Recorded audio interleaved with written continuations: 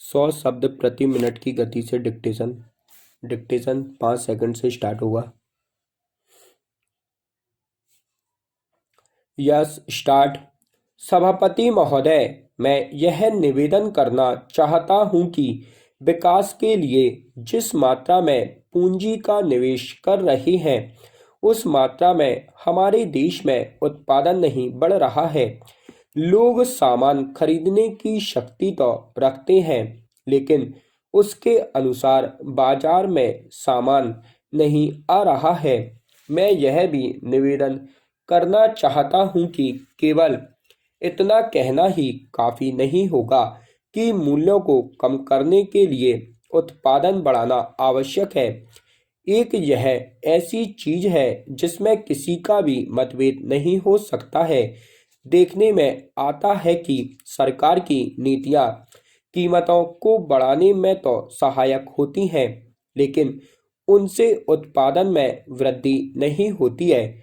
मैं चाहता हूं कि सदन में इस बात पर गंभीरता से विचार किया जाए कि माल को इधर उधर ले जाने में जो किराया देना पड़ता है उसके कारण मूल्यों में वृद्धि होती है।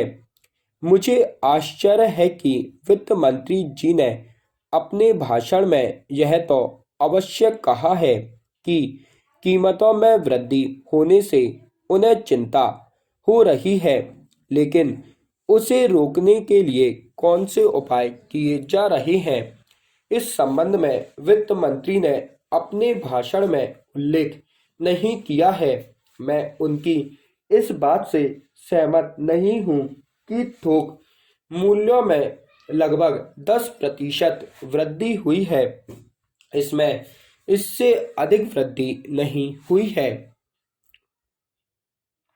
अपने बजट में वित्त मंत्री जी ने विदेशी पूंजी को अधिक मात्रा में निमंत्रण देने की बात कही है।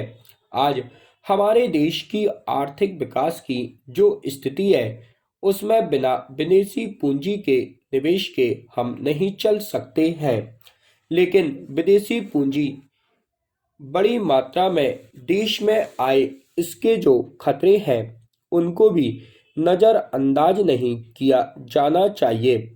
मुझे दुख है कि यह बात अभी तक स्पष्ट नहीं हुई है कि हम जो विदेशी धन देश में लाना चाहते हैं वह किन शर्तों पर लाना चाहते हैं। उद्योग धंधों में, कल कारखानों में विदेशी पूंजी का हिस्सा बहुत कम है। यह बात वित्त मंत्री ने कही है। ध्यान देने की बात यह है कि विदेशी धन पर हमारे देश में जो मुनाफा हो रहा है वह अन्य देशों की तुलना में काफ़ी है, और यदि विदेशी पूंजी मुनाफे के लिए देश में आना चाहती है तो उसे काफ़ी सुविधाएं दी जा रही हैं। मैं आपके माध्यम से सरकार का ध्यान इस बात की ओर भी दिलाना चाहता हूं कि हमारे देश में धन चंद लोगों के पास एकत्र होता जा रहा है। यह परिस्थिति ठीक नहीं है। सरकार को गंभीरता से इस समस्या पर विचार करना चाहिए और देखना चाहिए कि हमारे देश का धन कुछ ही लोगों के हाथों में ना जाने पाए।